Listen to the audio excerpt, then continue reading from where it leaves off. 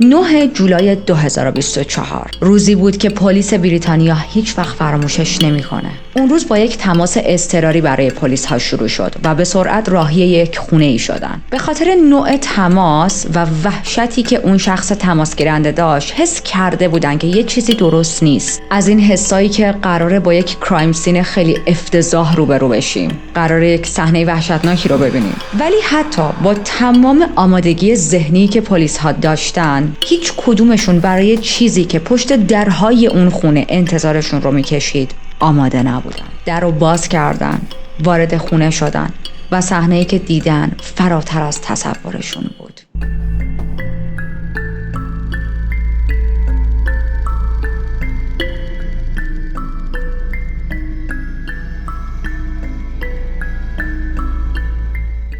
من ریتا هستم و در این چنل وارد دنیای جنایی میشیم، جایی که حقیقت عجیب تر از خیاله و مرز بین خوب و بد محو میشه. اگر به ترو کرایم و داستانهای هیجان انگیز علاقه دارید، میتونید همین الان چنل رو سابسکرایب کنید و زنگوله کنارش رو هم بزنید که وقتی ویدیو جدید میذارم زودتر از همه ازش مطلع شید. همونطوری که توی اینترو گفتیم، کیس امروز خیلی جدیده و توی جولای 2024 اتفاق افتاده. پلیس اون روز یک تماس ایمرجنسی دریافت میکنه و یک خانومی به اسم هانا پشت خط بود. صداش میلرزید، حالش بد بود، پر از وحشت بود و داشت به پلیس ها میگفت که من در حال مردنم، کمکم کنید. و واقعا حال این خانم خوب نبود، نمیتونست خیلی زیاد صحبت کنه. خب اپراتور موقعیت این رو نداشت که خیلی سوال جوابش کنه که اسمت چیه، حالا کجایی، لوکیشن بده، چی شده. برای همین بدون لحظه ای مکس موقعیت این خانم رو، لوکیشنش رو پیدا کردند و بلافاصله چند تا تیم مأمور به آدرس بوشی هارتفورشایر فرستادن. بوشی یه شهر کوچیک و آروم جنوب شرق واتفورد. از اون شهراست که دور تا دورش پر زمینای کشاورزیه و برای خانواده‌های جوان و آدم‌هایی که همزمان هم دلشون هوای ویلیج رو میخواد، هم دلشون میخواد نزدیک به شلوغی لندن باشن، جای خیلی خوبیه. اما اون روز چیزی که توی اون خونه پیدا شد هیچ شباهتی به فضای آروم و خانوادگی این منطقه نداشت. واقعیت اینه که اون منطقه کمتر به خودش چنین ماجراهای سیاه و سنگینی میدید. وقتی مأمورا رسیدن به اون لوکیشن، اون خانومی که تماس گرفته بود و اسمش هانا بود زنده بود. جلوی در ورودی خونه افتاده بود و یک تیر کراسبو درست وسط سینش فرو رفته بود. در کمال تعجب هنوز زنده مونده بود، اما با اینکه قلبش داشت میزد، نفس کشیدن خیلی براش سخت بود. نفس کشیدنش ضعیف بود و کلاً کم جون بود. یه جورایی میشه گفت به سختی بین مرگ و زندگی گیر کرده بود و داشت میجنگید. مامورها وقتی بیشتر جلو رفتن و وارد خونه شدن، توی اتاق کناری به 2 جسد دیگه رسیدن. 2 زن دیگه که بیرحمانه مورد حمله قرار گرفته بودن و کشته شده بودن. زن جوانتر به نظر میرسید توی دهه 20 زندگیشه. دقیقاً مثل هانا یک تیر تو قفسه سینه‌اش بود. پلیسا میبینن که با یه سری نوار چسب نقره‌ای دستاش از پشت بسته شده بودن و پاهاش هم با همون چسب محکم بسته شده بودن. زن بزرگتر که احتمال میرفت مادر این 2 دختر باشه، به شکل خیلی وحشیانه تری به قتل رسیده بود و بدنش پر از زخم بود. زخم‌های عمیق همه جای بدنش، تو ناحیه زانو، دست، کمر، شکم، همه جاش. اونقدر این زخم‌ها زیاد بودن که تو همون نگاه اول، قبل از اینکه جسد رو برای پزشک قانونی ببرن، پلیس ها فهمیدن که بیشتر این زخم‌های دفاعیه. یعنی یه حالتی که قاتل داشته با چاقو به این خانم ضربه میزده و این خانم با دستها، پاها، با همه جاش داشته از خودش دفاع میکرده. با تمام توانش تلاش داشته جلوی این حمله رو بگیره، اما خب متاسفانه موفق نشده. کرایم سین انقدر افتضاح بود که در عرض چند دقیقه کل اون منطقه پر شد از مأمور و نه فقط پلیس های معمولی، بلکه مأمورهای کاملا مسلح. خونه‌ای که شاید یک زمانی پر از خنده و شادی بود، حالا تبدیل شده بود به صحنه یک قتل عام دردناک. و درست همونجا جلوی چشم بقیه مأمورها، قبل از اینکه آمبولانس بتونه خودش رو برسونه، هانا نفس‌های آخرش رو کشید و از دنیا رفت. پس الان پلیس یک صحنه جرم پرخون داره، یک صحنه جرم واقعا خشن با 3 جسد که هر 3 این زنها با ابزارهایی مثل کراسبو یا چاقو به قتل رسیدن و هنوز هیچ کس نمیدونه که قاتل یا قاتلین این زنها چه کسایی هستند. برای همین اولین کاری که میکنن میرن تا خونه خونه همه آدم‌ها رو چک کنن. هم برای اینکه به مردم یک وارنینگی بدن که تا اطلاع ثانوی از خونه هاتون بیرون نیاین، در خونه ها رو قفل کنین، ممکنه یک قاتل یا چندین قاتل سایکوپت دیوونه بیرون باشن و جون شما رو به خطر بندازن. و هم برای اینکه بتونن آمار بگیرن ببینن آیا همسایه‌ها چیز مشکوکی از صبح از ظهر دیدن یا نه. بعضی از همسایه‌ها توی ریپورت به پلیس گفتن که ما صدای جیغ شنیدیم ولی خب نتونسته بودیم تشخیص بدیم که این جیغ جدیه یا شوخیه. برای همین اصلا با پلیس تماس نگرفتیم و این جیغ‌ها خیلی طولانی مدت نبود، کوتاه اومد. پلیس یه چیز دیگه از همسایه‌ها میخواد. ازشون درخواست میکنه که هر کدومشون که CCTV یا دشکم توی خونه‌شون دارن همه رو به پلیس تحویل بدن فیلماشو، که اگر چیز مشکوکی ضبط کردن این دوربین‌ها پلیس بتونه اینا رو بررسی کنه و به مظنون یا مظنونین بیشتر نزدیک شه. چون خب ببینید این تصاویر میتونن تو پیدا کردن حقیقت نقش بسیار حیاتی داشته باشن. همسایه‌ها هم خیلی خوب همکاری میکنن و خیلی سریع بعد از اینکه پلیس این فیلم ها رو از همسایه‌ها جمع کرد و ویدیوها رو بردن برای بررسی، فهمیدن که کلید حل این معمای ترسناک توی همین ویدیو هاست. ما هم به این ویدیوها برمیگردیم، اما قبل از اینکه ببینیم در ادامه چه اتفاقی میفته، کرایم سین و پلیس ها رو برای لحظه رها کنیم و بریم ببینیم که داخل اون خونه دقیقاً چه چیزی یا چیزهایی دیدن و اصلا این 3 نفر کی بودن. خب ما گفتیم که 3 تا جسد توی خونه هست و چیزی که خیلی زود مشخص شد این بود که هر 3 نفر، هر 3 تای این زنها با هم نسبت‌های خانوادگی داشتن. اون خانومی که سنش از بقیه بالاتر بود و پلیس ها احتمال داده بودن که ممکنه مادر خانواده باشه، واقعا مادر اون 2 تا خانم دیگه بود. یک زنی بود به اسم کرل که 61 سالش بود، کرل هانت. 2 تا زنهای دیگه دخترهای کرل بودن به اسم لوئیس و هانا که به ترتیب 25 و 28 ساله بودن. با چیزی که اونجا اتفاق افتاده، توی اون خونه اتفاق افتاده، عملاً بیشتر از نصف یک خانواده از بین رفتن. تنها کسایی که زنده مونده بودن پدر خانواده یعنی جان و دختر دیگه‌شون ایمی بود. هر 2 تاشون هم اون موقع بیرون از خونه بودن. و خب اولین مظنون توی این جور جاها کیه؟ بله، پدر خانواده. اولین سوالی که به ذهن همه رسیده بود این بود که آیا ممکنه پدر خانواده قاتل باشه؟ یعنی مثلا برگشته باشه خانواده‌اش رو به قتل رسونده باشه و برگشته باشه سر کار. اما پلیس خیلی زود این احتمال رو رد کرد. نه تنها جان واقعا عاشق خانواده‌اش بود و هیچ نشونه‌ای از خشونت توی رفتارش دیده نشده بود، بلکه اون شب کاملا سر کار بود. اونم نه یک کار مبهم یا پنهانی، بلکه یک کاری که براش یک عالمه شاهد و مدرک وجود داشت. حالا از جان بیشتر براتون بگم. جان گزارشگر مسابقات اسب دوانی بود و اون شب هم مشغول گزارش لایف بود. قرار بود دور و بر بعد از ظهر برگرده خونه و خب متاسفانه قبل از اینکه برگرده خونه و اعضای خانواده‌اش رو ببینه، با تماس‌های پلیس تلفنش رو جواب داد، اومد خونه و با یک صحنه وحشتناک روبرو شد. در واقع جان یک علیوای کامل داشت.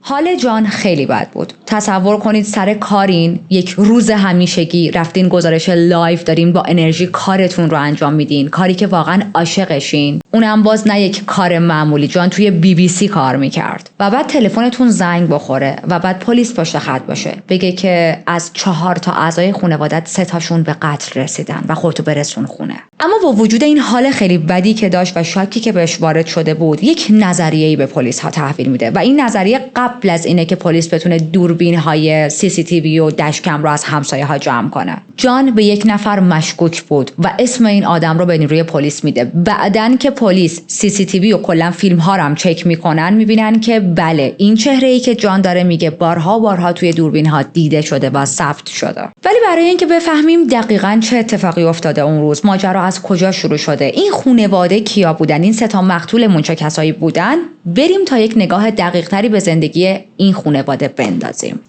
خانواده هانت توی یک کوچه خلوت قرار داشت. خانواده معمولی بودن، درست مثل هزاران خانواده دیگه. اعضای خانواده شامل لوئیس، خواهرش هانی و ایمی و پدر و مادرش جان و کرل بودن. جان پدر خانواده یک شخصیت کاریزماتیک و دوست داشتنی داشت. به عنوان گزارشگر مسابقات اسب دوانی برای BBC کار میکرد. اینو اشاره کردیم. صداش بسیار پرهیجان بود و تحلیل‌هاش خیلی دقیق بود و تو بیانست تو کل کشور یک صدای شناخته شده بود. مردم خیلی دوستش داشتن. از اون صداهایی که مردم باهاش خاطره دارن. از اون مدل مردایی بود که همه توی محیط کاری یا سوشال میدیا یا افرادی که صداش رو میشنیدن، گزارش‌هاش رو فقط میشنیدن، فکر میکردن که زندگی جان پر از نظم و شادیه و خب خیلی هم اشتباه تصور نمیکردن. درباره کارل همسر جان و مادر خانواده اطلاعات زیادی در دسترس نیست و خب این رو هم در نظر داشته باشید که کیس تازه اتفاق افتاده، شاید نخواستن خیلی راجع به کارل صحبت کنن. اما توی تحقیقاتم همینقدر متوجه شدم از صحبت اطرافیان که کارل همیشه یک پشتیبان و مشوق اصلی دختراش بود. دخترهایی که هر کدوم تو مسیر خودشون سعی می‌کردن تو زندگی پیشرفت کنن و خب کارل نقش مؤثری رو تو زندگیشون داشت. حالا بریم تا با دخترهای خانواده بیشتر آشنا شیم. ما با ایمی زیاد کار نداریم به خاطر اینکه ایمی در این پرونده زنده مونده و نخواسته خیلی با میدیا و رسانه‌ها صحبت کنه و اطلاعات زیادی از خودش بده. هانا یک بیوتیشن بود و توی کار زیبایی فعالیت می‌کرد. اما کسی که ما توی این پرونده بیشتر باهاش کار داریم لوئیسه. لوئیس یک قدم خاصی برداشته بود. توی حیاط پشتی خونه‌شون یک کسب و کار کوچیک را انداخته بود به اسم گروم اند گلو. حالا این خدمات و کسب و کار کوچیک گروم اند گلو چیه؟ خدمات آرایش و نظافت سگ‌ها. بله، لوئیس از صنعت سالن‌های زیبایی به سمت دنیای حیوانات خونگی چرخیده بود. لوئیس هم قبلا مثل هانا توی سالن‌های زیبایی کار میکرد، توی صنعت زیبایی بود، اما الان اومده بود به سمت صنعت زیبایی و بهداشتی برای حیوانات خونگی. یک سایت کاری داشت. توی سایت کاریش مشخصه که چقدر عاشق کارشه.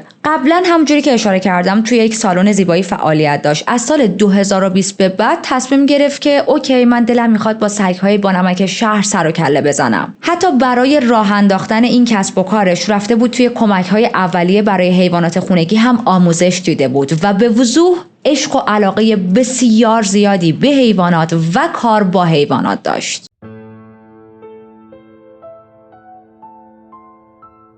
عشق لوئیس به حیوونا فقط یک علاقه ساده نبود، واقعا شیفته حیوانات بود و انقدر به کارش علاقه داشت، انقدر به حیوونا علاقه داشت که به محض شروع کردن کارش توی شهر سری شناخته شد. همه میگفتن یک زن بسیار خوش برخورد، مهربون و با اخلاقه که نه تنها خانواده و دوستاش عاشقش بودن بلکه مشتریاش هم کاملا بهش وابسته بودن. برای خیلیا رفتن پیش لوئیس فقط این نبودش که مثلا یک قراری بذارن که برن یه سری خدمات برای سگشون انجام بدن، بیشتر شبیه این بودش که می‌خواستن برن یک دوست صمیمی رو ببینن. خب یک بخش زیادی از روزش توسط کار پر میشد و توی اوقات فراغتش هم همیشه یا پیش خانواده‌اش بود یا با دوستاش وقت می‌گذروند. حتی خیلی جیم میرفت، ورزش میکرد، سعی میکرد از خودش مراقبت کنه. یک زندگی ساده، منظم و پر از عشق. ولی سال 2022 همه چیز برای لوئیس تغییر کرد به خاطر اینکه لوئیس با یک مردی آشنا شد. یک مردی به اسم کایل مارکس کلیفورد. کسی که اصلاً برخلاف لوئیس تصویر خوبی بین مردم شهر نداشت. و به محض اینکه خانواده و دوستای لوئیس فهمیدن که اون داره با یک همچین آدمی سر دیت میره، واقعا دلشون لرزید و نگران لوئیس بودن. خیلی ها به لوئیس هشدار دادن، گفتن ببینین لقمه دهن تو نیست، این اصلا به استایل تو نمیخوره، به خانواده تو نمیخوره. اما با گذشت زمان لوئیس بیشتر و بیشتر به کایل نزدیک شد. میدونید لوئیس از اون مدل زنهایی بود که فکر میکرد من میتونم طرفم رو تغییر بدم. باور داشت که عشق و علاقه من توی این رابطه میتونه باعث بشه که یک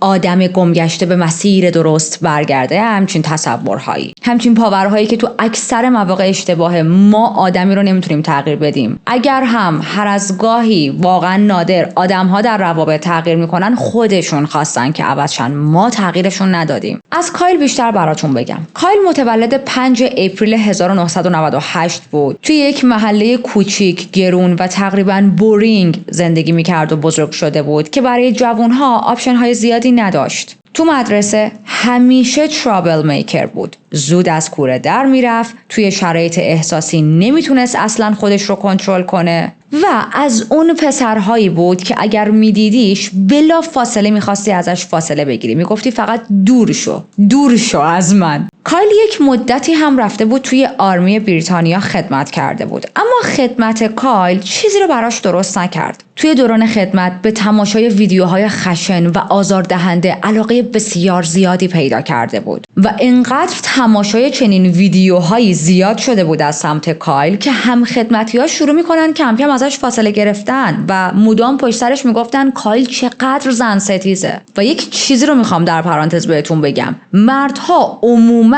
زورشون میاد که به یک مرد دیگه‌ای بگن زن ستیز یا قبول کنن که خودشون یک زن ستیزی درونشون هست. یعنی وقتی که این زن ستیز بودنشون رو به روشون میاری گارد میگیرن. حالا شما تصور کنید کایل چقدر رفتارش زننده بود که مردهای دیگه میگفتن این زن ستیزه. گرفتید پوینتم؟ و معمولا زنها سریعتر متوجه میشن که یک مردی رد فلگز داره و زن ستیزه. ببینید کایل چی بود که مردای دیگه هم متوجه شده بودن. یکی از سربازها که اون زمان هم خدمتی کایل بود بعدها صحبت میکنه، میگه که کایل با اینکه ظاهرش یک ظاهر مثلا جدی بود و حتی یه جوری رفتار میکرد که انگار بزرگتر از سنش میفهمه، اما به محض اینکه یکم بیشتر باهاش صحبت میکردید میفهمیدید یک عقده درونی پنهانی داره. با وجود اینکه کایل رفته بود تو آرمی اما بسیار زیاد با مفاهیم نظامی، با مفاهیم ابتدایی نظامی بگیم بهتره، مشکل داشت. ولی خب در نهایت زورکی تونست نمره‌هاشو تا مرز قبولی برسونه. خب با توجه به بی‌علاقگیش به مفاهیم نظامی کاملا طبیعیه که دوران خدمتش چندان دوام نیاورد. خیلی زود تا سال 2022 از آرمی بیرون اومد و دوباره بیکار و بیار سرگردون خیابونا شد. مشخص نیست که خودش استعفا داد و یا اینکه اخراجش کردن، اما چیزی که روشن بود این بود که وقتی از آرمی for any reason بیرون اومد هیچی نداشت. نه هدف داشت، نه شغل و نه یک مسیر مشخص. خب از اونجایی که نمیتونست تا ابد برای خودش ول بگرده و بیکار باشه و خانواده‌اش هم احتمالاً داشتن بهش فشار می آوردن که کایل برو یه کاری پیدا کن، برای یه کاری اپلای میکنه و به عنوان نگهبان مشغول به کار میشه. ولی خب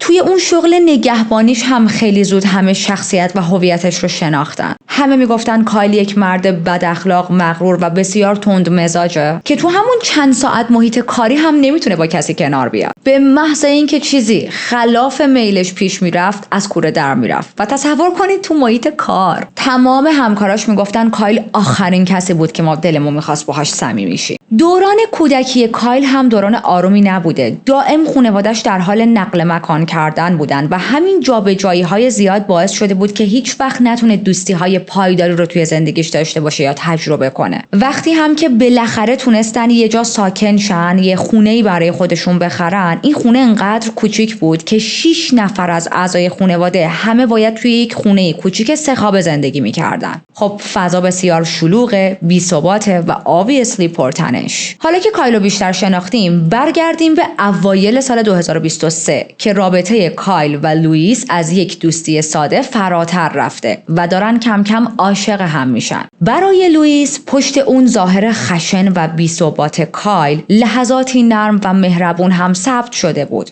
میگفت این درسته ظاهرش خیلی خشنه اما قلبش مهربونه و همون لحظه ها بود که باعث شد دلش پیش کایل گیر کنه. و بچه ها لوئیس واقعا باور داشت که کایل، اون کایل واقعی، همون آدم مهربون است و نه اون چیز عصبی و دارکی که بیرونشه و بقیه دارن میبینن.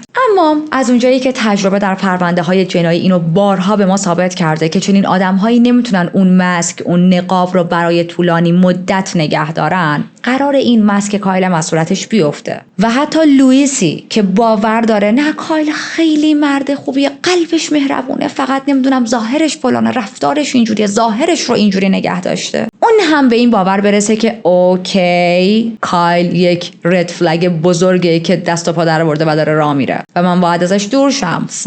far away. وقتی ماها گذشت اون روی دیگه کایل بیشتر و بیشتر خودشو نشون داد. عصبانیت کایل بیشتر شده بود، شدیدتر شده بود، خشمهای ناگهانی بهش دست میداد.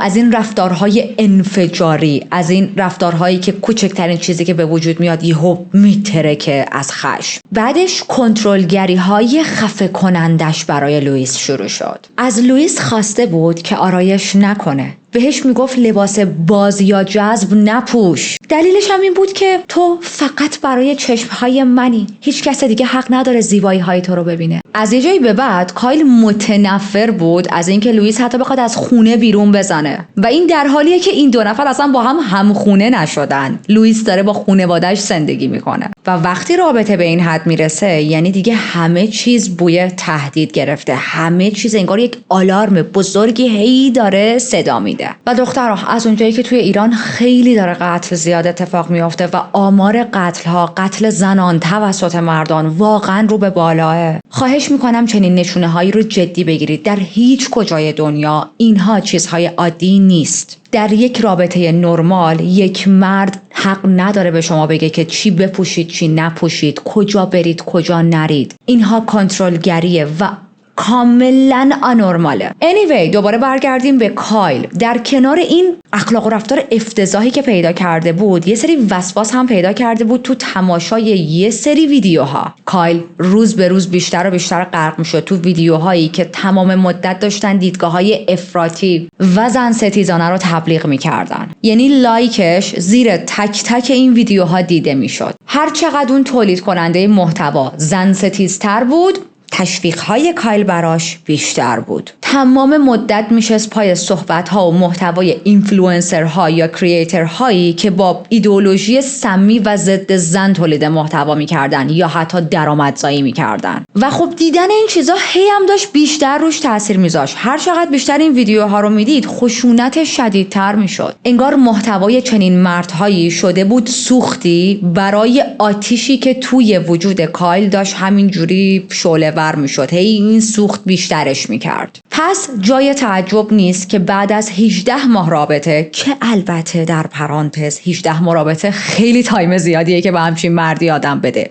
18 ساعت کافیه. شما 18 ساعت فرصت داری که ثابت کنی زن ستیز نیستی. anyway لوئیس بهش 18 ماه فرصت داد و بعد از 18 ماه رابطهشون دیگه برای لوئیس غیر قابل تحمل شده بود. البته لوئیس با تمام وجود عاشق کایل بود، اما خودش هم دیگه به این نتیجه رسیده بود که کایل اون آدمی که من فکر می‌کردم نیست. از اون طرف در کنار لوئیس که کم کم داشت میفهمید کایل اون آدمی نیست که من فکر می‌کردم، اطرافیانش هم کاملا این تغییرات رو حس کرده بودن. تمام مدت خانواده و دوستاش که از بیرون نظاره‌گر همه چیز بودن با لوئیس حرف می‌زدن و بهش میگفتن ببین رفتار کایل نرمال نیست، این یک مرد دردسرسازه. ولی خب اونا نمیتونستن به جای لوئیس تصمیم بگیرن و این خود لوئیس بود که باید تصمیم نهایی رو میگرفت و این رابطه رو تمام میکرد. اونا فقط میتونستن با لوئیس صحبت کنن و بهش پیشنهاد بدن. همه اطرافیان لوئیس واقعا نگرانش بودن، فقط امیدوار بودن که این دختر مهربون بالاخره بتونه از این رابطه تاکسیک بیاد بیرون. ولی خواهشاً بیاید لوئیس رو جاج نکنیم، سوای اینکه من از ویکتیم بلیمینگ متنفرم. اما همه ما یک زمانی جای لوئیس بودیم. حالا یکی توی روابط عاشقانه و عاطفی گیر کرده، یکی توی یک محیط کار سمی گیر کرده، یکی توی یک خانواده سمی گیر کرده و نمیتونه مثلا ارتباطش رو با خانواده‌اش قطع کنه. همه ما توی نقاطی تو زندگیمون گیر کردیم که قلبمون نمیتونه مثل ذهنمون منطقی فکر کنه. هممون تو اون نقطه‌ای بودیم که فکر می‌کنیم میتونیم درستش کنیم، در واقع دل داره بهمون میگه که تو میتونی این موضوع رو، این مشکل رو فیکس کنی، نیازی نیست رها کنی، نیاز نیست خودتو از این داستان خارج کنی. اما عقلمون داره بهمون میگه نه عزیز من، تنها جوری که تو میتونی این موضوع رو حل کنی اینه که بکشی کنار، اصلا از این محیط کار استعفا بدی، از این رابطه بیای بیرون، از اون خونه بزنی بیرون. و خب لوئیس دیوانه‌وار عاشق کایل بود و وقتی ما از بلایندینگ لاو صحبت میکنیم باعث میشه که آدم‌ها خیلی وقتا تو پذیرش واقعیت‌ها راجع به پارتنرشون به مشکل بخورن. این رو هم باید بهتون بگم خیلی مهمه، کایل اولین رابطه جدی و طولانی مدت لوئیس بود. یعنی اون چیزی که خیلی از زنها شاید توی دوران نوجوانیشون تجربه کرده بودن، مثلا راجع به روابط جدی، لوئیس تازه داشت تو این سن با کایل تجربه میکرد. پس obviously گفتن نه و جدا شدن از این رابطه براش سخت بود و 18 ماه طول کشید تا بفهمه که بابا این آدم لقمه دهن بنده نیست. اون روزهایی که تصمیم گرفته بود من واقعا باید رابطه‌ام رو با کایل تموم کنم، براش روزهای راحتی نبود. اونجوری هم نبودش که شب به خواب صبح پاشه یهو بگه اوکی کایل من نمیتونم با تو دیگه تو رابطه باشم. روزها داشت به این موضوع فکر میکرد. انقدر درگیر احساساتش شده بود قبل از جدایی، اونقدر آشفته و تحت فشار بود که یکی از بارهایی که داشت رانندگی میکرد محکم میخوره به یک تیر چراغ برق و این در حالیه که لوئیس راننده خوبی بود. یعنی ببینید همینقدر داشت از درون میشکست، اینقدر درب و داغون شده بود فقط با فکر به این که من این آدم رو خیلی دوست دارم ولی این آدم برای من خطرناکه و من باید رابطه رو باهاش تموم کنم. تا اینکه برسیم به تاریخ 26 جون سال 2024 که لوئیس بالاخره قدرت تموم کردن این رابطه رو به دست آورد. همه احساسات و عواطفش رو جمع کرد، دلش رو محکم کرد و تصمیم گرفت که همه چیز رو باید تموم کنم. اما خیلی دوست داشت که همه چیز رو با احترام تموم کنه، با ملایمت، با لطافت، یه حالتی که خیلی براش مهم بود این وسط غرور کایل هم نشکنه. و من از همین جای کیس هرس میخورم. زمانی که یک نفر کامل حق باهاشه و باز در کمال احترام و با در نظر گرفتن به اینکه عواطف و فیلینگ و چون احساسات طرف مقابلم نشکنه میخواد مثلا یک کاری رو انجام بده، ولی باز هم بدترین اتفاق براش میافته. برای کایل یک تکسی میفرسته. این تکس رو من براتون میخونم. مینویسه که متاسفم کایل، نمیدونم، شاید یه روزی اگر هر دومون روی خودمون کار کنیم بتونیم دوباره به جای خوب برسیم، ولی الان من حس میکنم باید برای سلامت روانم و آرامشم یک قدم به عقب بردارم و فاصله بگیرم. ممنونم برای تمام لحظه های قشنگی که امسال داشتیم. امیدوارم بدونی که من چقدر دوستت دارم و تا مدت‌ها هم دوستت خواهم داشت. نمیخوام هیچ وقت چیزی بینمون زشت یا تلخ باشه. لطفاً مراقب خودت باش همیشه.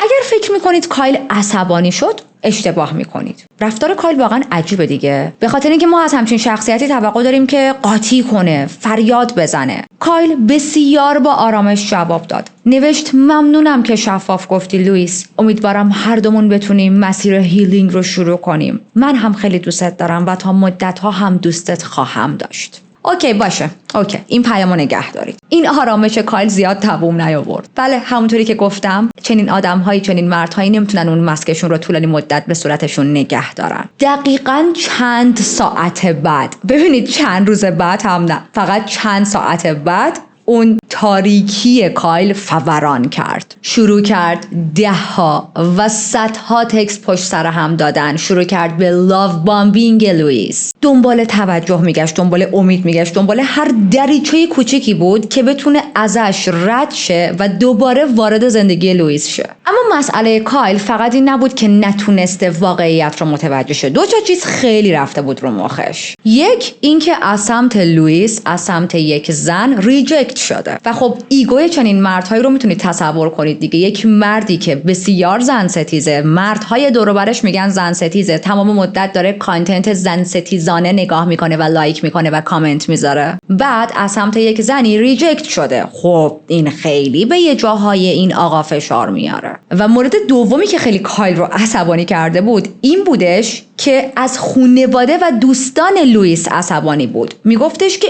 اونها باعث شدن ما از هم جدا شیم. خانواده و دوستای تو چشم گوش تو رو باز کردن. اگر خانواده و دوستات انقدر نمیشستن و مثلا پشت سر رابطه ما حرف نمیزدن، در واقع منظورش این بود که اگه چشم گوش تو باز نمیکردن و واقعیت رو بهت نمیگفتن، ما الان هنوز با هم تو رابطه بودیم. بعد از این بریک اپ، بعد از جدایی، کایل گرفتار یک وسواس عجیبی شد. وسواس این که خانواده لوئیس، آدم‌های دور و برش عشق زندگی منو ازم گرفتن. لوئیس منو دوست داشت، لوئیس با من خوب بود. و این فکر مثل خوره افتاده بود به جونشا. و خب وقتی چنین آدمی با همچین ذهنیت‌هایی تنها میمونه، چه فکری میاد تو سرش؟ فکر انتقام. این انتقام هم فکرش اومد به سر کایل و فقط در حد فکر نموند، بلکه از فکر تبدیل شد به یک تصمیم واقعی. و کایل بعد از جدایی واقعا به هم ریخته بود. باور داشت که بدون لوئیس هیچ چیزی نیست و همین فکر تبدیلش کرد به یک مرد افسرده، تلخ و غرق شده توی ترحم به حال خودش. از این فکرایی که ای وای من طرد شدم، من چه مرد نازنینی بودم، لوئیس لیاقت من رو نداره، خانواده‌اش چه آدم‌های احمقی هستن. و در نهایت به چه ریزالتی رسید؟ اینکه اگر من نمیتونم لوئیس رو داشته باشم، پس هیچ کس دیگه‌ای هم نباید داشته باشتش.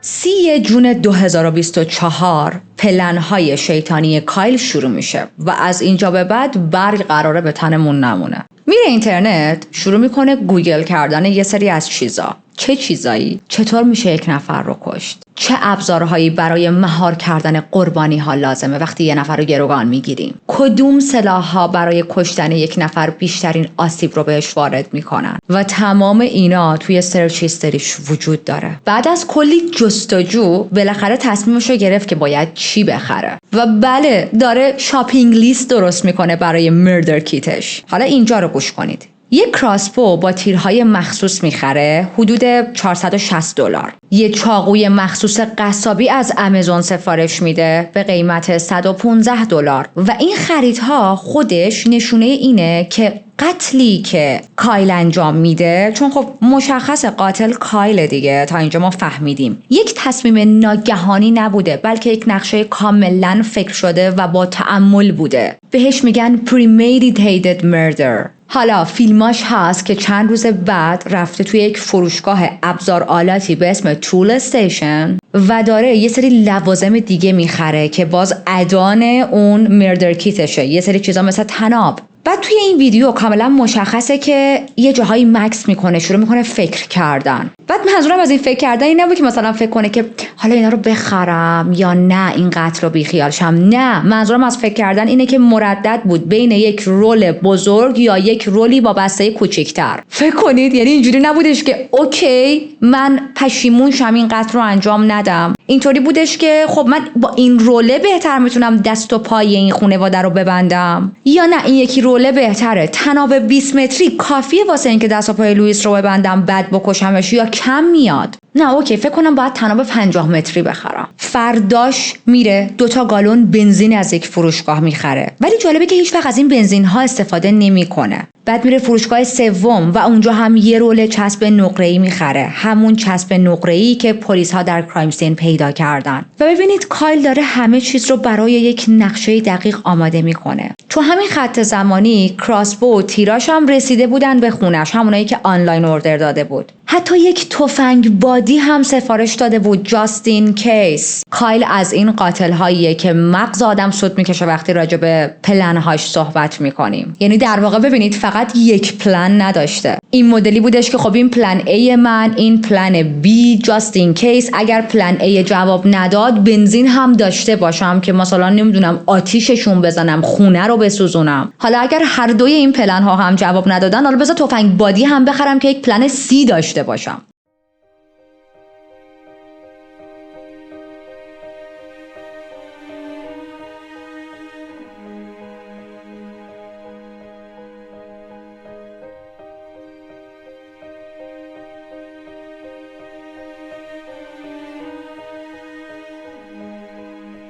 چند روز قبل از اینکه کایل قتل رو انجام بده شروع میکنه به نوشتن نامه. بعضی از این نامه ها خطاب به خانواده‌اش بودن، بعضی ها خطاب به خودشون بودن. توی یکی از این نامه ها نوشته بود: خواهش میکنم فکر نکنید دارم زندگیمو دور میریزم. من زندگیمو کردم و بابت هر کسی که توی این بخش از مسیر زندگی من بوده متشکرم. میدونم کلی سوال توی ذهنتون باقی میمونه و شاید آرزو کنین که ای کاش کاری از دستتون برمی اومد، اما باور کنین هیچ کدوم از شما مقصر نیستین. توی یک نامه دیگه نوشته بود: متاسفم که به خودم فرصت ندادم از این ماجرا بتونم عبور کنم. متاسفم که به نور ته تونل نرسیدم. میدونم همه دنبال آرامشید و ذهنتون درگیر منه، ولی فرق این دفعه اینه که من دیگه نمیخوام بدون اون زندگی کنم. منظورش لوئیس بود. و نامه ها رو دارید دیگه، داره یک مدلی مینویسه که من میخوام یک حرکت خیلی افتضاحی بزنم و بعدش هم میخوام جون خودم رو بگیرم. نامه ها یه جورایی بوی خودکشی میده. 8 جولای، فقط چند ساعت قبل از اون قتل عامی که کایل رو انداخته، میشینه پشت کامپیوترش و یک چیز عجیبی سرچ میکنه. و این خیلی عجیبه، شما در حالی که تصمیم داری چند ساعت بعد بری مثلا یک خانواده رو قتل عام کنی، چنین چیزی رو سرچ کنی و تماشا کنی. حالا چی دیده؟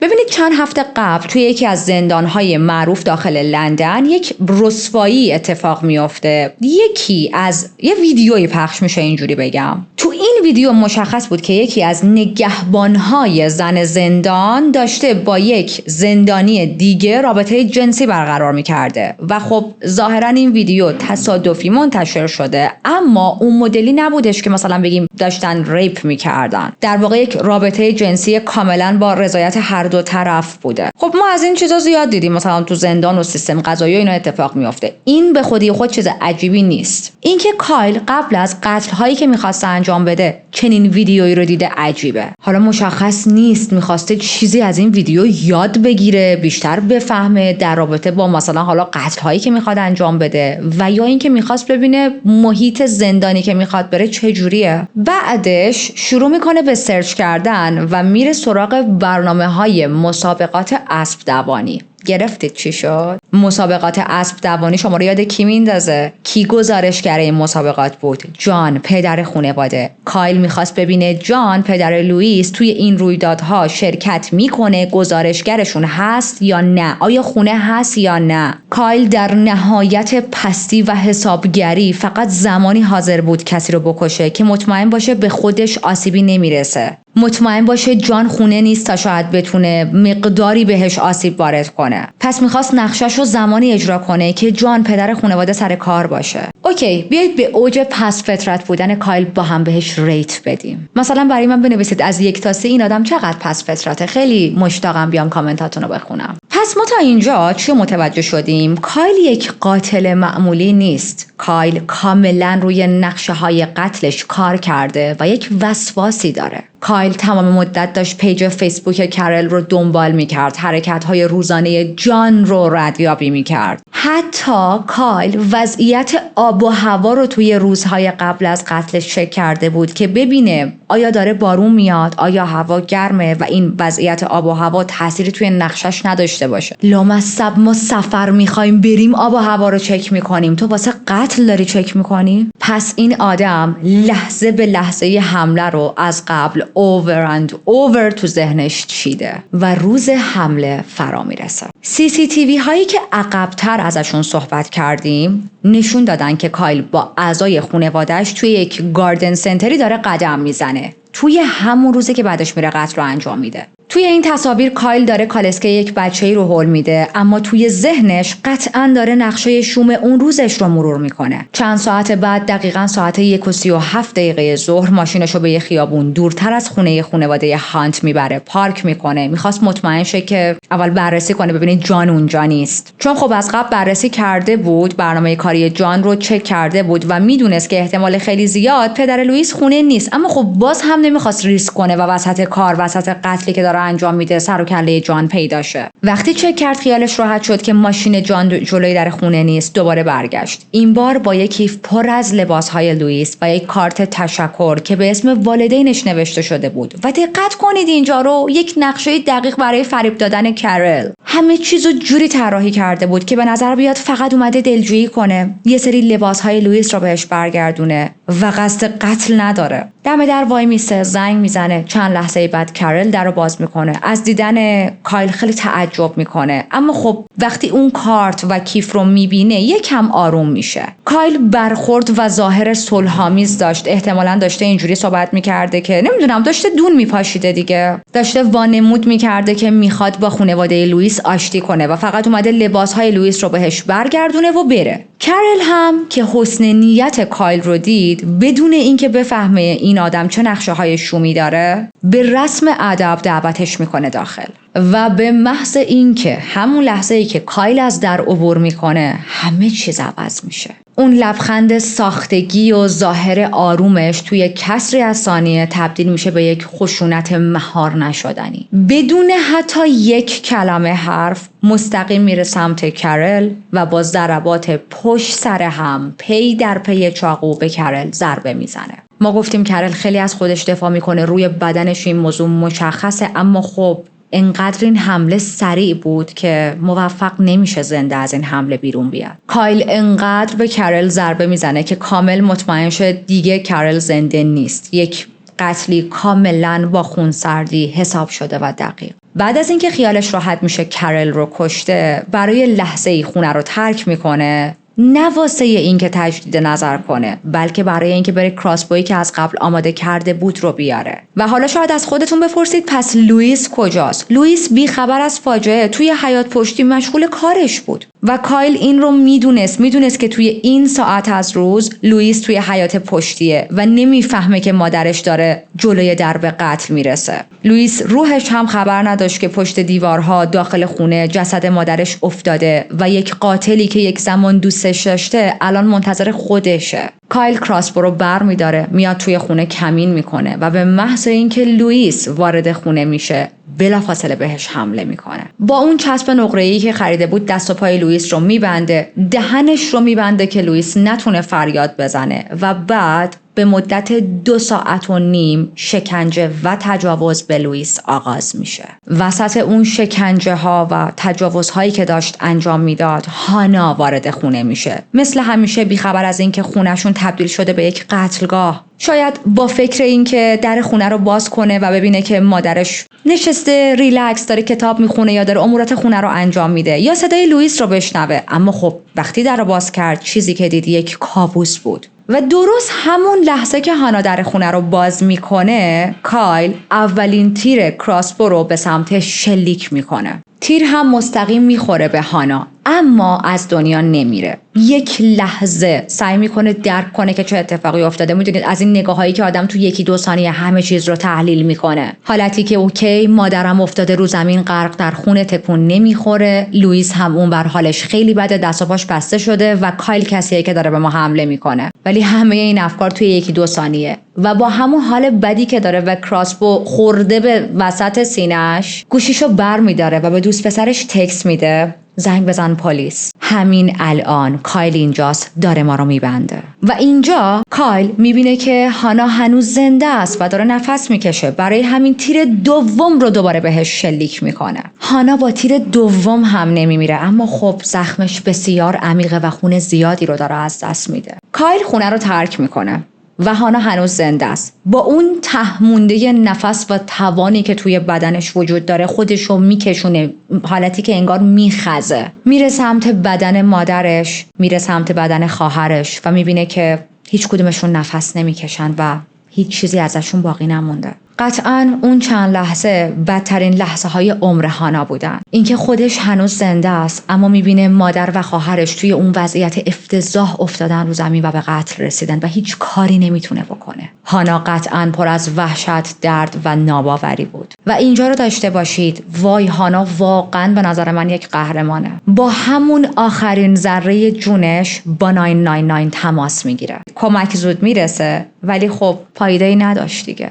یعنی با وجود اینکه پلیس ها خیلی سریع خودشونو میرسونن به کرایم سین، اما هانا هم بعد از چند دقیقه همونطوری که اوایل پرونده گفتیم به کرل و لوئیس جوین میشه و از دنیا میره. حالا موقعی که پلیس ها وارد اون خونه شدن، صحنه‌ای که باهاش روبرو شدن اونقدر افتضاح و تلخ و تکون دهنده بود که چندین مأمور بعدها شروع میکنن مشاوره های روانی گرفتن. یک خونه، یک لیوینگ روم، یک آشپزخونه که رسما شده حمام خون. و صادقانه به این موضوع نگاه کنیم، هر انسانی، نه تنها پلیس، هر انسانی پاشو توی همچین کرایم سین بذاره، چند جلسه تراپی که هیچی، شاید تا چند سال به جلسات تراپی نیاز داشته باشه، به خاطر اینکه هیچ آدمی برای دیدن همچین صحنه‌ای آماده نیست. ما الان رسیدیم به اون پوینتی که جان با پلیس صحبت کرده، یه سری اطلاعات به پلیس داده، پلیس هم فیلم‌های CCTV و اینا رو همه رو نگاه کرده و فهمیده که چه کسی به آخرین لحظات این سه تا زن کانکت بوده. اینجوری میشه که کایل میشه مظنون اصلی. اما خب وقتی مامورا رسیدن خونه، مدت‌ها بود که کایل فرار کرده بود، ناپدید شده بود و هیچ اثری ازش توی خونه نبود. همین که مطمئن شدن کایل فرار کرده، یک عملیات بزرگ و سراسری برای دستگیری شروع شد و این اخبار وحشتناک خیلی زود تبدیل شد به تیتر اول توی همه جا. مامورای پلیس اعلام کردن که هدف اصلیشون حفاظت از مردم و پیدا کردن کایل مظنون اصلی این پرونده است. این مرد پرونده‌ای که 3 زن رو به شکل خیلی افتضاح، وحشیانه و هدفمند به قتل رسونده. پلیس میگه که تیم‌های زیادی از نیروهای پلیس توی مناطق مختلف مستقر کردیم. نیروهای ویژه، پلیس مسلح، تیم‌های جستجوی تخصصی همه بسیج شده بودن که کایل رو پیدا کنن. تو صحبت‌ها تایید شد که احتمال زیاد از کراسبو استفاده شده، خب به خاطر اینکه تیرش تو بدن مقتولین بود دیگه. ولی خب این احتمال هم وجود داره که قاتل از سلاح دیگه‌ای مثل چاقو استفاده کرده باشه. پس مردم باید خیلی حواسشون جمع باشه. قاتل ممکنه همچنان مسلح باشه. از مردم خواستن که اگر کایل رو دیدین به هیچ وجه بهش نزدیک نشین، ازش دوری کنین و فوری با 999 تماس بگیرین. حتی خطاب مستقیم هم داشتن به خود کایل. یعنی اون مأمور پلیس که داشت صحبت میکرد تو دوربین میگه که کایل، اگه داری این ویدیو رو میبینی یا میشنوی لطفاً با پلیس تماس بگیر. حالا در کنار این جستجوی میدانی که راه انداختن، یک پرونده جنایی رسمی هم بر علیه کایل باز شده. افسرهای خیلی بیشتری رو توی مناطق مختلف میذارن که هر کسی اگر به حمایتی نیاز داره یا اطلاعاتی داره بتونه راحت با افسرهای پلیس صحبت کنه، افسرهایی که مستقیم در جریان این پرونده هستن. و بچه‌ها همه اینا فقط داره تو چند ساعت اتفاق میفته. من تو بیانس خیلی از مدل عملکرد پلیس تو این پرونده لذت بردم. تصاویر CCTV نشون داد که کایل ساعت 6:55 عصر از خونه خارج شده. دقیقاً 2 دقیقه بعد از قتل هانا. یعنی اون آخرین تیر و دومین تیر رو که به هانا زده از خونشون خارج شده. یه همسایه با دوربینش ضبط کرده بود که کایل کراسبو رو زیر یک پارچه سفید قایم کرده و آروم آروم، خیلی ریلکس، حالتی که انگار هیچ اتفاقی نیفتاده و جلب توجه نکنه، رفته سمت ماشینش. بعدم سوار ماشینش میشه و محل رو ترک میکنه. خب الان پلیس یک نیروی خیلی گسترده‌ای رو گذاشته برای پیدا کردن کایل، اما حالتیه که انگار کایل از روی زمین ناپدید شده. هیچ اثری ازش نبود. میان اولین مرحله جستجو رو 14 مایلی کرایم سین انجام میدن، چون خب میدونن که کایل تو این خط زمانی کوتاه نمیتونه مثلا کیلومترها دور شه، خب زمانش رو نداره. الان شده فردای روز جنایت ساعت 8 صبح 10 تا افسر مسلح با سپرهای ضد شورش حمله میکنن به خونه خانوادگی کایل. وارد خونه میشن، تمام لوازم مربوط به کایل رو جمع میکنن، ثبت میکنن، ضبط میکنن و چندین نامه پیدا میکنن. نامه هایی که هم خطاب به خودش نوشته بود، هم خطاب به اعضای خانواده‌اش، که من بخشی از این نامه ها رو براتون عقب‌تر خوندم. بعد از ظهر همون روز یک تماس ناشناس سرنخ مهمی به پلیس داد. تماس گیرنده یه شخصی بود که گفت کایل احتمالاً توی یک آرامگاهی مخفی شده. جالب اینجاست که اون محل فقط حدود 100 متر با خونه خانوادگیش فاصله داشت. انتخابی که خیلی هوشمندانه به نظر نمی‌رسید، چون که هر کس ممکنه تو اون محله کایل رو دیده باشه و بشناسه. تا وقتی یه قتلی انجام دادی دوباره نباید تو محله خودتون قایم شی. ولی خب کایل مغز فندقیه دیگه، چه انتظاری ازش داریم؟ از اون طرف به نظر میرسید کایل اون آرامگاه رو با یک هدف خاصی انتخاب کرده. حالا هدفش چی بوده؟ میخواسته واسه پلیسا مراسم درست کنه، شو ایجاد کنه. کایل هدفش این بود که یک مراسم لایوی به پلیس ها تحویل بده و اصلا زنده از اونجا بیرون نیاد. مأمورها به سرعت ریختن تو اون آرامگاه و اونجا رو محاصره کردن و خودشون رو کاملا آماده کرده بودن برای یک درگیری احتمالی. اما قبل از اینکه کسی بتونه کاری انجام بده، به محض اینکه نزدیک به کایل میشن، میبینن که کایل خودش کنترل ماجرا رو دستش گرفته و شوی کایل شروع میشه. کایل کراسبو رو 2 بار پر کرد، گرفت سمت خودش، برگردوند اینوریش کرد سمت خودش و هدف اصلش قفسه سینش بود و بله شلیک کرد. هدف کایل این بود که کار خودش رو تموم کنه و به زندگی خودش پایان بده. اما خب بچه‌ها، کایل اشتباه میکرد. آی دل من خنک شد، بزدل گوزو. فکر کردی میتونی 3 تا زن رو راحت بکشی و بعد هم بری جون خودت رو بگیری و از خودت اسطوره بسازی؟ بعد اینجاشو داشتید که کایل 1 روز تمام تو اون آرامگاه قایم شده و به خودش تیر نزده، ولی تا پلیس ها رو میبینه شلیک میکنه. واسه همین میگم نمایش درست کرده بود، میخواست خیلی دراماتیک بشه. وای، احتمالاً موقعی که داشت به خودش شلیک میکرد یک موسیقی لایت هندی هم داشت تو ذهنش پخش میشد. با اینکه کایل خودش رو به شدت زخمی کرد اما زنده موند. اما نه مثل قبل. میدونید چرا؟ چون این تیری که به خودش شلیک کرد باعث شد تا نخاعش پاره شه. یعنی چی؟ یعنی یک فلج دائمی از کمر به پایین به این آدم دست داده. کایل نه تنها نتونست زندگیش رو تموم کنه، بلکه حالا باید باقی عمرش رو روی ویلچر بگذرونه. مردی که حاضر نبود زنده بمونه تا عواقب کاراش رو ببینه، نه تنها نمرد بلکه الان باید زندگیش رو جوری ادامه بده که حتی تصور کردنش هم سخته. شاید یه سری از شماها تجربه زندگی کردن با افرادی که دارن روی ویلچر زندگیشون رو میگذرونن رو داشته باشید و یا شاید خود شما شرایط زندگیتون جوری باشه که از ویلچر استفاده کنید و خب واقعا سخته تو بیانست، به خاطر اینکه این دنیا برای آدم‌هایی که یه سری از شرایط خاص رو دارن طراحی نشده. میدونید مثلا دنیا بیشتر برای افراد راست دست راحته تا چپ دست. دنیا برای افرادی که بینا هستن راحت تر زندگی توش تا افرادی که نابینا هستن. دنیا برای افرادی ساخته شده که میتونن از پاهاشون استفاده کنن و اگر کسی به هر دلیلی نیاز داشته باشه که از ویلچر استفاده کنه، زندگی توی این دنیا براش سخت‌تر میشه. حالا شما این رو تصور کنید که کایل خودش این بلا رو سر خودش رو برده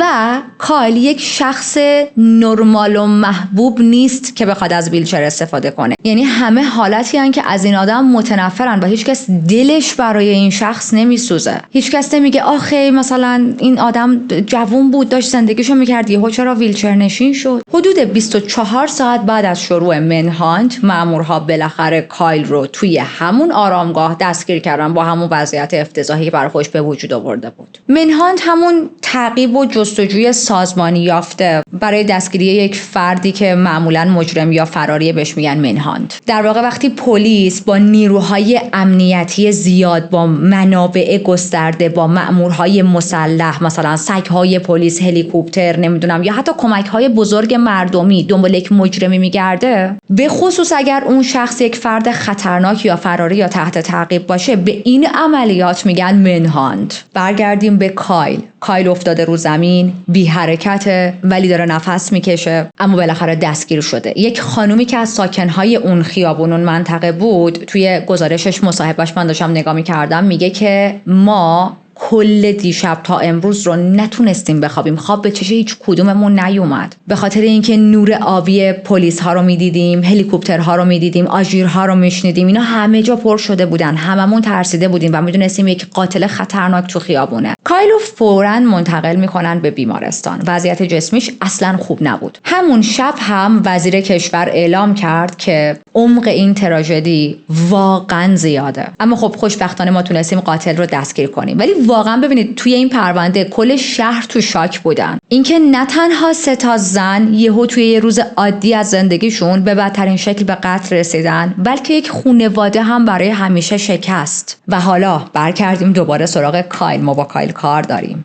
2.5 ماه آینده برای کایل یک کابوس واقعیه. بارها و بارها جراحیش میکنن و خب اگر که تجربه جراحی داشته باشید میدونید که واقعا پروسه جراحی خیلی سخته و کایل بارها و بارها جراحی شد، به خاطر اینکه میدونی تو نباید بمیری، تو باید زنده بمونی، کارت داریم. تمام مدت تحت مراقبت بود، حالا هم مراقبت های پزشکی هم مراقبت های پلیس ها که نتونه حالا وقت به هر دلیلی فرار کنه. تصور کنید 2.5 ماه تمام نیروهای گارد و نگهبان گذاشته بودن توی اون بیمارستان، دم اتاق عمل، نمیدونم دم اتاق کایل، و پلیس اعلام میکنه توی این مدتی که ما نیروهای پلیس گذاشته بودیم که مراقب کایل باشن تو بیمارستان، طولانی ترین نظارت روزانه تاریخ اخیرمون بوده. پزشکان متوجه شدن که تیر از وسط ستون فقرات کایل رد شده و نه تنها فلجش کرده بلکه به تارهای صوتیش هم آسیب رسونده و الان کایل نمیتونه درست راه بره، نه از اون منبولش میتونه استفاده کنه، همونی که باهاش تجاوز کرد به لوئیس، و نه حتی دیگه درست میتونه حرف بزنه. حتی بعد از اینکه عملهای مختلف رو روش انجام میدن، صداش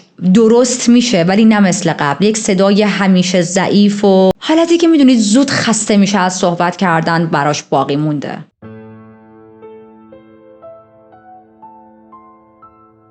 بالاخره روز 16 سپتامبر، دقیقاً 70 روز بعد از حمله خونینی که انجام داده بود، بدنش اونقدری بهبود پیدا میکنه که بتونه به جلسات بازجویی برسه. روی ویلچر نشسته بود با بدنی که فلجه و صدایی که خیلی ضعیفه. تو همون اولین مصاحبه رسمی فقط یه جمله از دهنش بیرون اومد که خب بوی پشیمونی میداد. میگه که متاسفم و رفتار خودش رو شیطانی توصیف میکنه. اما فقط همون یک بار اعتراف کرد که کارش وحشتناک بوده. بعدش رفتارش عوض شد. بعد از اون کایل توی تمام روند قانونی از مسئولیت شونه خالی کرد. نه صادق حرف میزد و نه شفاف بود. نوبت به بازجویی رسمی رسید و این مصاحبه تبدیل شد به یک نمایش سنگین پر از سکوت‌های سرد از سمت کایل و نگاه‌هایی که هی بهش نگاه می‌کردن که خب چه جوابی داری بدی؟ و کایلی که اصلا نمیخواست صحبت کنه، حرف نمیزد. مأمور بازجو با یک صدای محکم و رسایی شروع میکنه یه سری سوال رو از کایل پرسیدن. سوالاش چیا بود؟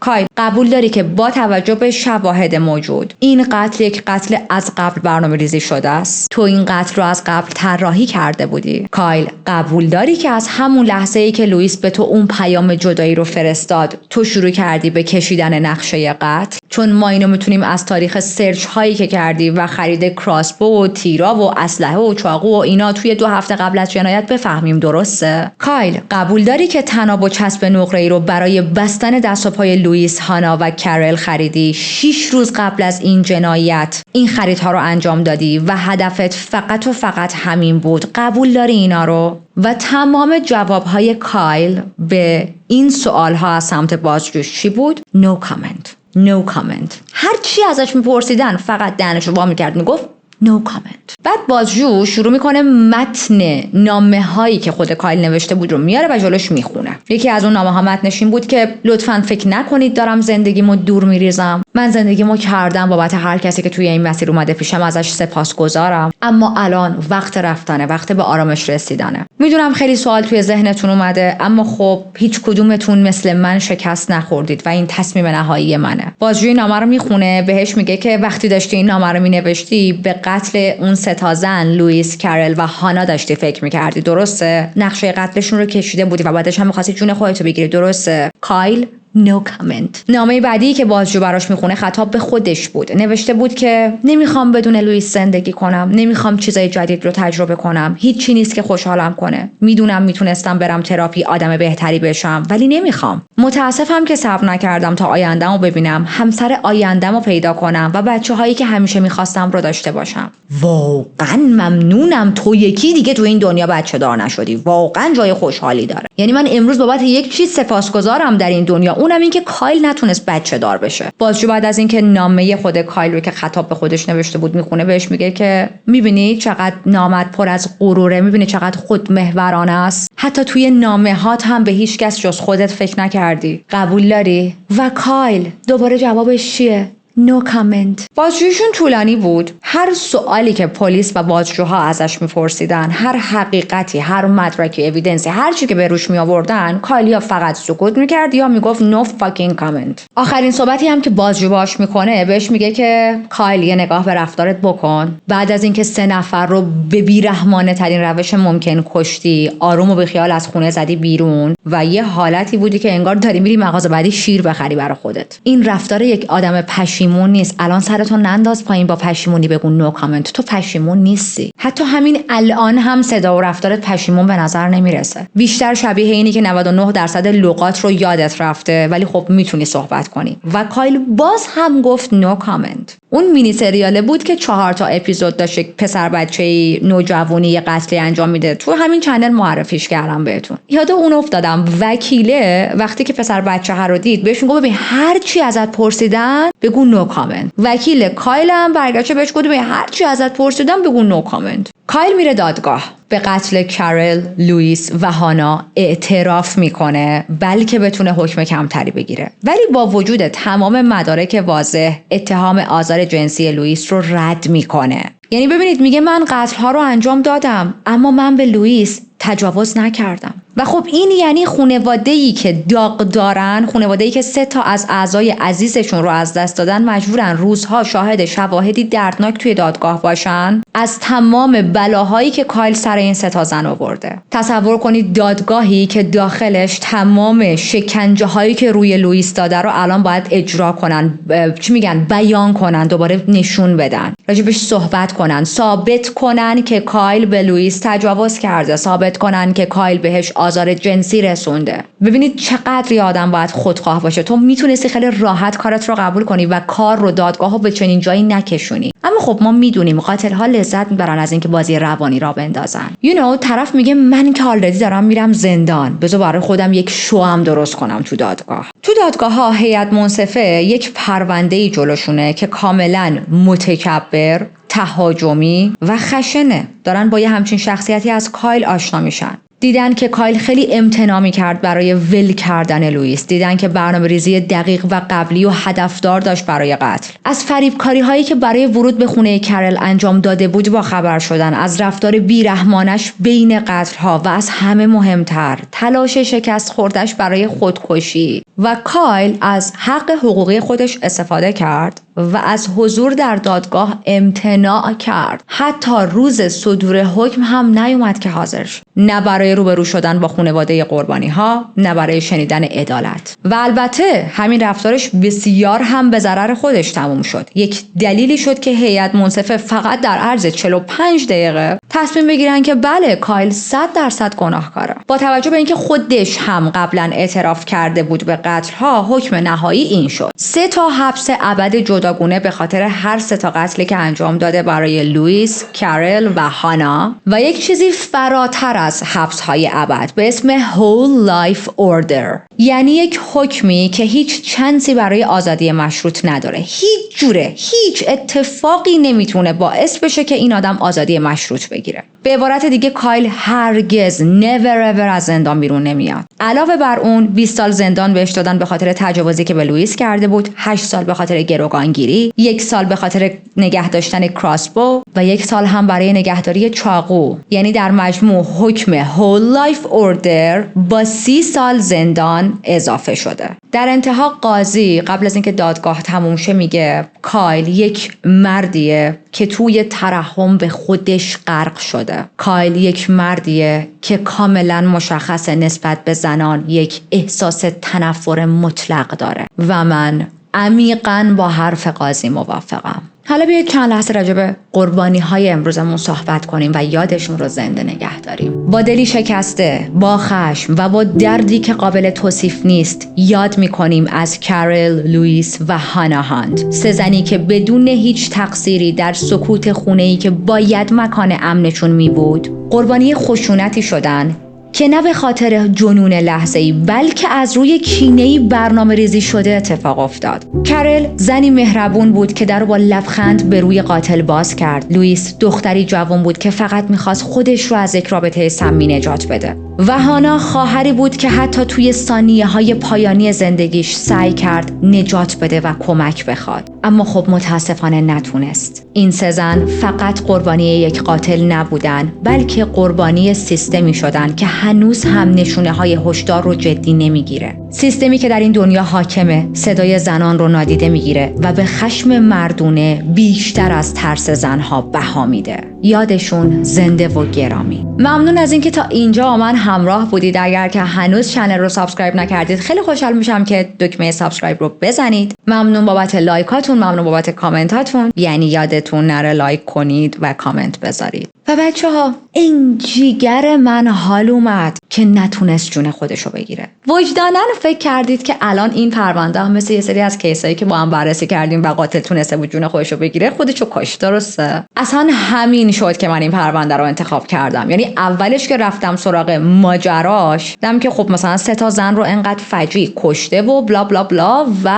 جون خودش رو خواسته که بگیره. بعد اینجوری بودم که نه خواهشاً کافیه. خسته شدم از قاتل هایی که میزنن آدم ها رو میکشن و بعدم جون خودشون خودشونو میگیرن. تازگی هم با هم یه همچین کیسی رو کاور کردیم. کیس 174 و 164 دقیقاً همین بود اگر یادتون باشه. 174 همون کیس روسیه ویکتوریا که اون پسر خودش و برادرش رو خیلی فجیع میکشه و 164 هم همون کیسه که قاتل همسر و خواهر همسرش رو میکشه. بعد هر دوی این قاتل ها جون خودشون رو گرفتن در انتها اگر یادتون باشه. و من اینجوری بودم که نه دیگه نمیتونم. من واقعا یه کیس دیگه که قاتل جون خودش رو میگیره رو نمیتونم کاور کنم. حداقل فعلا نه، بذار گپ بیفته. بعد یهو به اون اخباری رسیدم که این آدم زنده است. یعنی دیدم دادگاه داره. بعد فهمیدم نتونسته خودش رو بکشه. یعنی اصلا جیگرم حال اومد. میدونین اون لحظه‌ای که این تیر کراسبو اینجوری چیز کرده که مثلا بزنه تو شکم خودش، چشماشو بسته با فکر به این که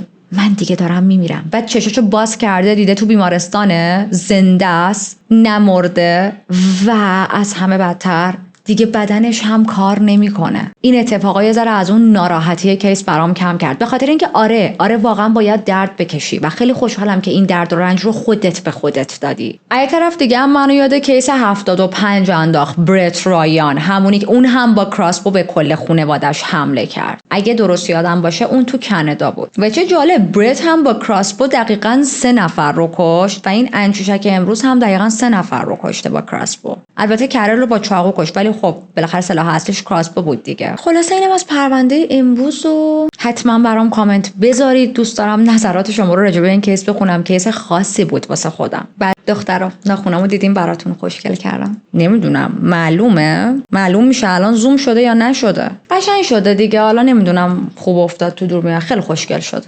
حواس این طرح‌های 3D کردم. خیلی ترند شده این طرح‌های 3D. بعد طرح‌های 3D مثلا خیلی این قابلمه رو ناخن آدم میاد. من نمیتونم. این اصلا کارم همش با لپتاپ و پی سی و ایناست. بعد گفتم نمیشه. یعنی میشه ولی احتمال شکستن اون ناخن برام خیلی بیشتر میشه. واسه همین دیگه گفتم یک 3D مینیمال، یک 3D ساده بذار انجام بدم. حالا که الان پرونده تموم شده یه چیزی بهتون بگم. گوشام داره میتره که انقدر این گوشوارها سنگینه. چند کیلوه این؟ یعنی میگم بکشید و خوشگلم کنید. به عشق خودتون فقط تا آخر پرونده در نیاوردم ولی واقعا الان احساس میکنم گوشام کش داره میاد. برم این گوشوارها رو در بیارم. بعد خیلی هم جیش دارم. انقدر آب خوردم. من نمیشه آب نخورم گلوم میگیره. آب بخورم جیشم میگیره. از دردسرها و مشکلات کار توی یوتیوب. امیدوارم همتون در امنیت کامل باشید و به زودی با یه پرونده جدید میام سراغتون.